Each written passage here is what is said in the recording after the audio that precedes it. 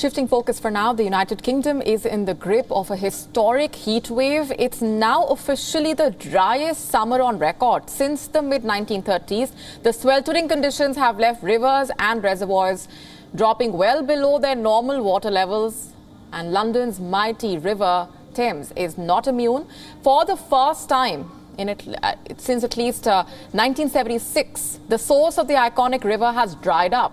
Our correspondent Alex Isaac bringing us this report. Take a look. As the UK prepares for an official drought to be declared, it's unlikely to come as a huge surprise for many. According to Met Office, England had its driest July this year since 1935. And for the first time in history, the source of the River Thames in Cirencester has dried up. If the Environmental Agency do declare a drought, they will be monitoring water companies and making sure they don't take too much water out of the rivers. And the pressures on to provide drinking water, for example, will just become even more great, and that will result in the water companies wanting to abstract more waters from the river, which is effectively stealing water from the river. And what is just incredible is we are looking at this national drought. We're looking at this sort of calamity. And some of these water companies, like Thames Water, are only now thinking about hosepipe bans. I mean, hosepipe bans should be implemented. They should have been implemented, weeks ago when these extreme conditions started to present themselves. But the real issue is nobody is in charge.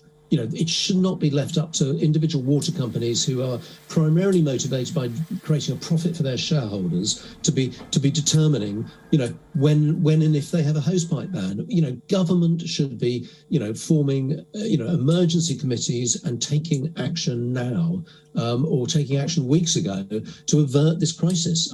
Extreme heat and lack of rainfall means that rivers and waterways are lower than they should be, which can affect wildlife migration. But if the water flow slows down even more, there could be an ecological emergency. We are, entering an environmental emergency. That's the only way it can be described.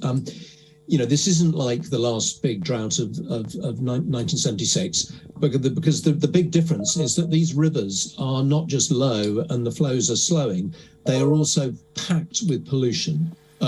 And the impact of that pollution in a much smaller volume of water is going to have a far greater damaging effect on wildlife and on the ecology of these rivers. Rivers are vital for the ecosystem, and if the dry spells continue year on year, we may see more drying up forever.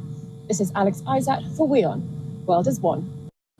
WION now available in your country. Download the app now. Get all the news on the move.